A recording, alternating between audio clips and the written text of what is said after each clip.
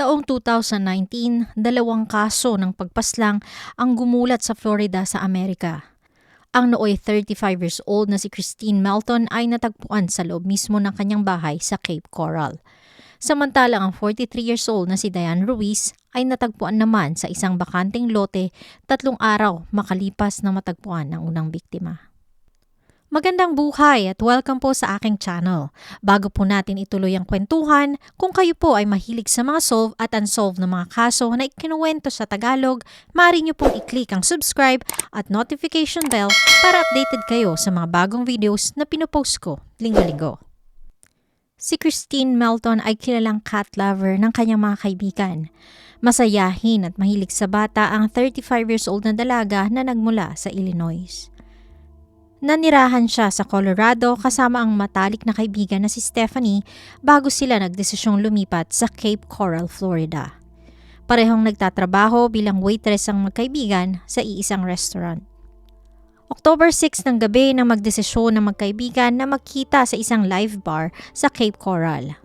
Nagkasiyahan at nag-inuman ng dalawa sa Buddha Live kung saan nakilala nila ang isang binata. Nagpakilala ang nooy 25 years old na si Wade Wilson bilang JR. Ayon kay Stephanie, nilapitan siya ng isang gwapo at matipunong lalaki na nagtanong kung sino ang kasama niya. Maayos at disente ang itsura at walang anumang tattoo sa kanyang mukha si JR kung kaya't hindi siya nag-atubili na ipakilala ito sa kaibigang single na si Christine. Kapansin-pansin ang interes ng dalawa sa isa't isa na halos hindi na maghiwalay ng gabing iyon. Nanatili ang tatlo sa bar na masayang nagkwentuhan at nag-inuman kasama ang isa pang lalaking nakilala nila. Nang magsara ang bar, nagtungo ang tatlo sa bahay ni Christine sa Tudor Drive sa Cape Coral kung saan pinagpatuloy nila ang kasiyahan. Ilang minuto pa ang lumipas, nagpaalam na rin si Stephanie kay JR at sa kanyang kaibigan. Ayon sa kanya, walang indikasyon ng pagiging agresibo si JR kung kaya't kampante siya ng iwan ng kaibigan. Hindi niya akalain, iyon na pala ang huling beses na mayayakap at makikita si Christine. Kinabukasan, sinubukan niyang kontakin si Christine ngunit hindi ito sumagot. Ilang oras pa ang lumipas, tinawagan siya ng mga investigador para ipaalam ang nangyari sa matalik na kaibigan. Samantala, October 7 nang tawagan ni Linda ang kaibigang si Diane para sana isabay sa pagpasok sa Moose Lodge na kanilang pinagtatrabahuhan. Tumanggi ito at sinabing maglalakad na lamang siya dahil malapit lang naman ito sa kanilang bahay. Hindi akalain ni Linda na iyon na ang magiging huling pag-uusap nila ng kanyang kaibigan. Kilalang maalagain at mapagmahal sa dalawa niyang anak at fiancé na si Scott Hannon, si Diane Ruiz. Masipag at hindi lumiliban sa trabaho ang 43 years old na bartender. Nag-alala si Linda nang hindi nagpakita sa trabaho ang kaibigan at hindi rin umuwi sa kanilang bahay noong October 7. Agad nag-file ng missing person report ang pamilya na nirespondihan naman ng kapulisan. Nagsagawa ng search and rescue ang kapulisan dahil na rin sa unang insidente. Natagpuan ang bag ni Diane malapit sa isang eskwelahan kung kaya't sinimula ng paghahanap malapit dito. Ilang araw pa ang lumipas, October 10, natagpuan ang wala ng buhay na si Diane Ruiz sa isang bakanteng lote hindi kalayuan sa kanyang pinagtatrabahuhan.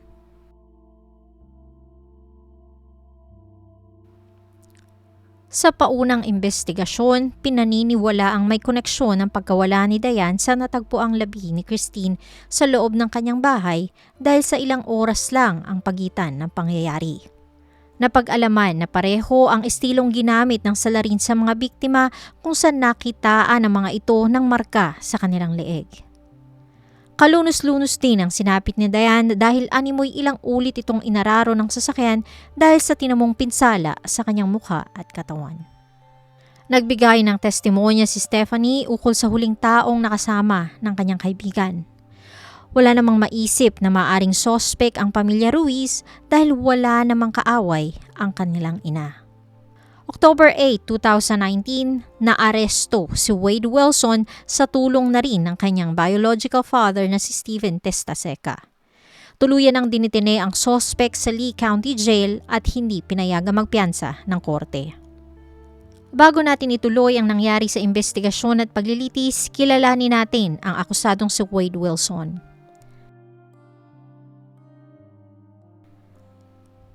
Ayon sa kanyang biological father na si Steven, 14 to 15 years old lamang siya nang mabuntis ang biological mother ni Wade na halos kaedad niya lamang.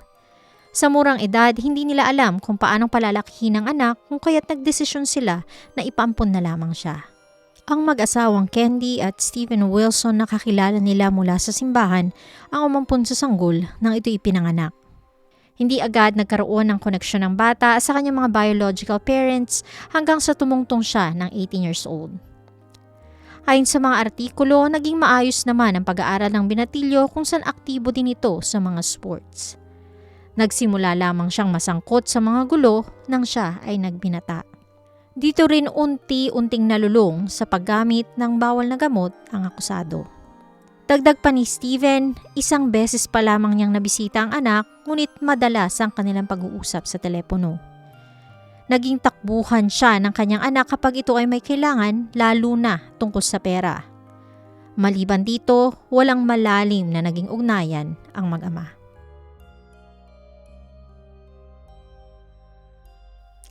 Sa patuloy na investigasyon, tumistigo ang kasalukuyang girlfriend ni Wade nang mangyari ang insidente. Ayon kay Melissa Montanes, nakita sila ng nobyo sa bar isang gabi bago ang krimen. Nagtalo ang dalawa dahil ayaw sumama ni Melissa kay Wade sa pupuntahan niya. Gamit ang sasakyan ng nobya, hinarurot niya ito at iniwan ang dalaga. Kinabukasan, nakatanggap ng tawag si Melissa kay Wade gamit ang isang number na nakumpirmang pagmamay-ari ni Christine Melton. Para mabawi ang kanyang sasakyan, nakipagkita si Melissa sa binata kasama ang isang kaibigan. Muling nagkaroon ng pagtatalo dahil ibang sasakyan ang daladala ni Wade at pilit siyang pinasasakay dito.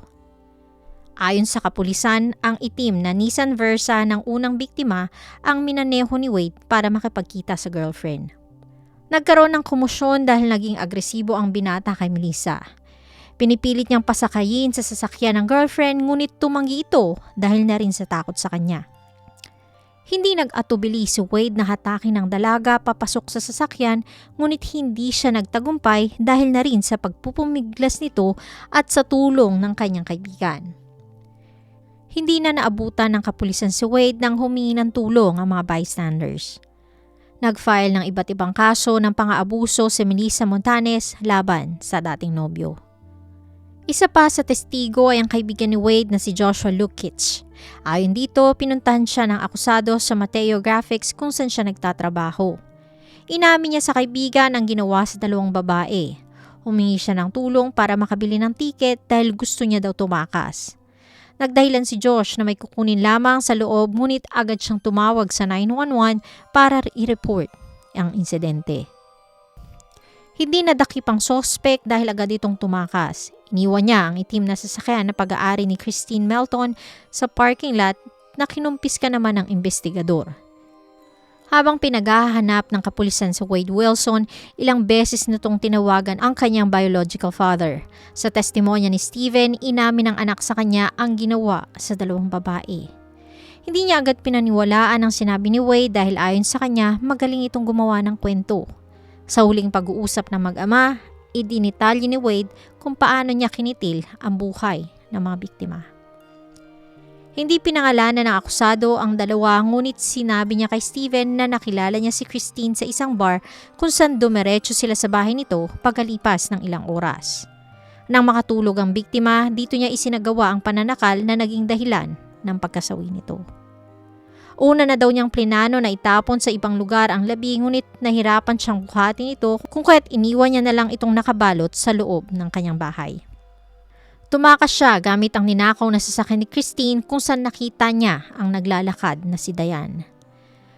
Walang malinaw na impormasyon kung pinilit o kusang sumakay ang biktima sa sasakyan pagkatapos pagtanungan ng direksyon ni Wade. He said he saw her walking down the street and stopped and asked her for directions.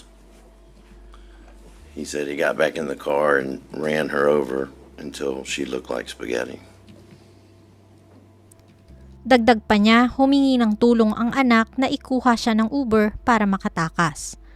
Habang ikinukwento ni Wade ang pangyayari, nakikinig naman ang asawa ni Steven na siyang nagre-relay ng message sa kapulisan. Sa paniniwalang tutulungan siya ng kanyang tatay na makatakas, ibinigay ni Wade ang kanyang kinaroroonan. Naaresto si Wade Wilson sa isang bahay na pinasok at pinagnakawan niya habang nasa bakasyon ang buong pamilya. Idinitine si Wade Wilson sa Lee County Jail kung saan hindi siya pinayagang magpiyansa ng korte.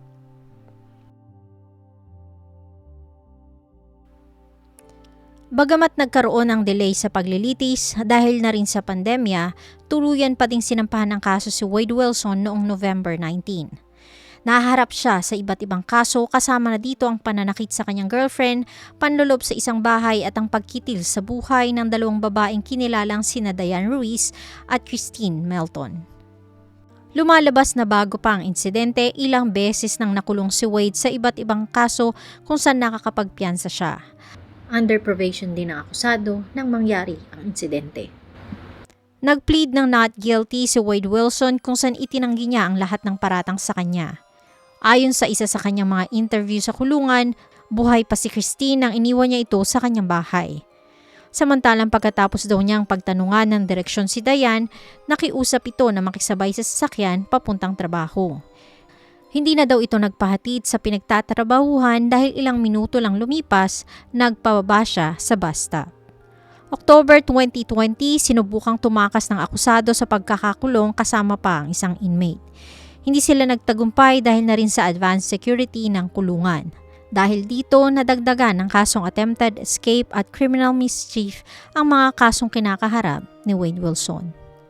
Maliban sa mga testigo na nagpatunay ng pag-amin ni Wade sa nagawang krimen, nakakalap din ng matibay na ebidensya ang kapulisan laban sa akusado.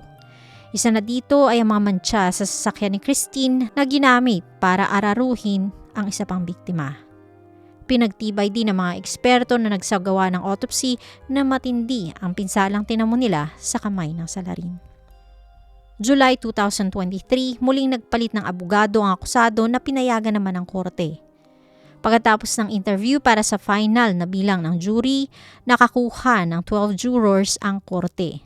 Ito ay mga taong hindi magiging bias sa pag-evaluate ng kaso at pagbibigay ng nararapat na sentensya. Pagkalipas ng 5 taon, June 3, 2024, humarap sa korte ang akusadong si Wade Wilson sa kanyang orange jumpsuit. Nag-request ito na makapagpalit ng disenteng damit bago ang simula ng paglilitis.